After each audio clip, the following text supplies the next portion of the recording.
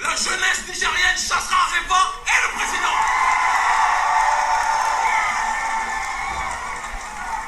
Monsieur Issoufou, et je profite des caméras pour adresser ce message de paix, mais ce message d'avertissement du peuple.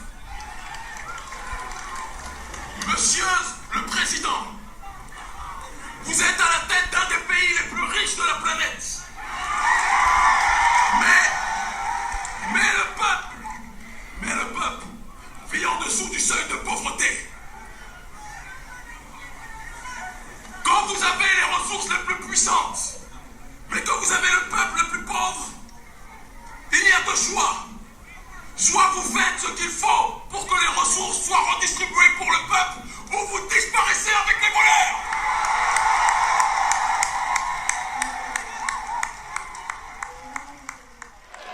Je tiens à préciser les choses telles qu'elles sont. Je ne suis pas venu pour être contre un homme ou un autre.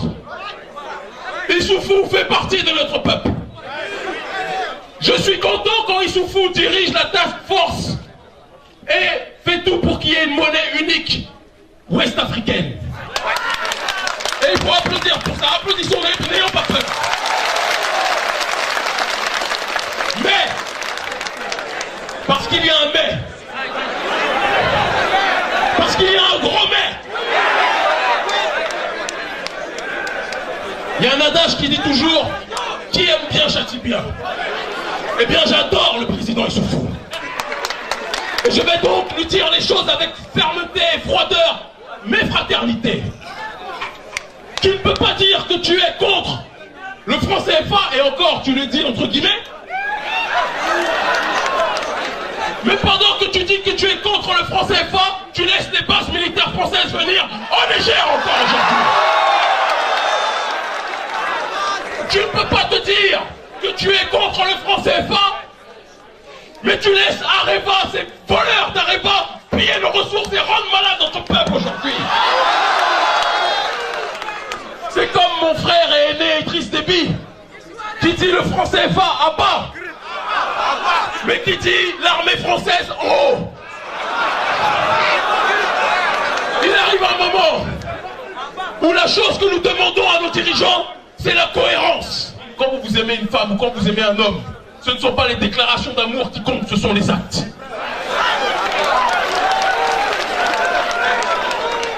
Si je dis à une femme je t'aime, mais je la frappe toute la journée, est-ce que c'est de l'amour? Non.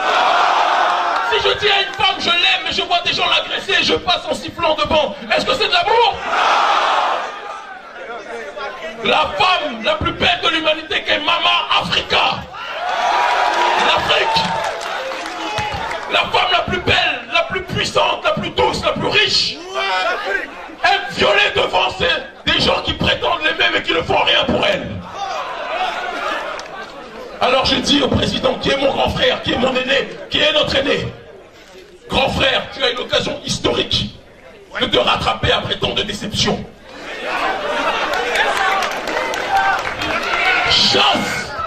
Chasse Areva et le peuple te soutiendra. Mais si tu ne chasses pas Areva d'une façon ou d'une autre partira et tu partiras avec Areva. Et c'est parce que je t'aime, grand frère, que je te dis ça. Si je ne t'aimais pas, je ne te dirais même pas fais ça. J'organiserai les choses pour que le peuple se lève contre toi. Mais nous te laissons une chance, grand frère. Sois le père de la nation que tu te dois d'être ou démissionne en tant que tel. Vous savez, il y a des présidents qui ont vu nos aînés tomber, être incarcérés, être assassinés.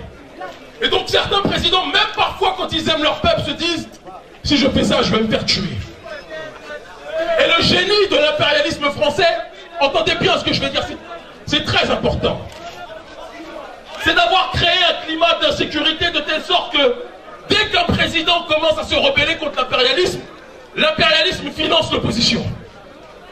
De telle sorte qu'ils sont à la fois d'un côté et de l'autre, et que même quand on croit qu'il y a une évolution démocratique, mais parfois, pas toujours, mais parfois l'opposition, elle aussi, est cette courroie de cet impérialisme-là.